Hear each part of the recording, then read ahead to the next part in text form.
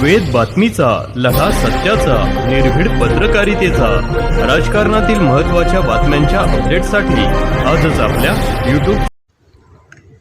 नमस्कार, आपण पाहत आहात वेद बातमीचा.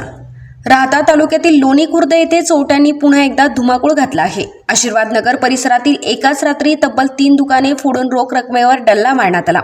ही संपूर्ण घटना सीसीटीव्ही कॅमेऱ्यात कैद झाली असून परिसरात भीतीचे वातावरण निर्माण झाले आहे.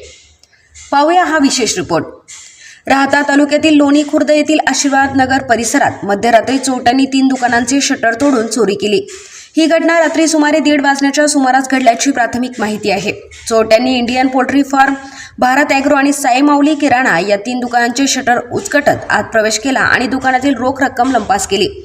विशेष म्हणजे चोरीची संपूर्ण घटना परिसरातील सीसीटीव्ही कॅमेऱ्यात कैद झाली आहे. एकाच रात्री सलग 3 दुकाने फोडल्यामुळे व्यापाऱ्यांमध्ये भीतीचे वातावरण असून नागरिकांमध्येही संताप व्यक्त केला जात आहे. घटनेची माहिती मिळताच लोणी पोलिसांनी घटनास्थळी धाव घेत पंचनामा केला. चोरीला गेलेल्या ऐवजाची नेमकी किंमत तपासानंतर स्पष्ट होणार असून पोलिसांकडून सीसीटीव्ही फुटेजच्या आधारे चोरट्यांचा शोध सुरू आहे.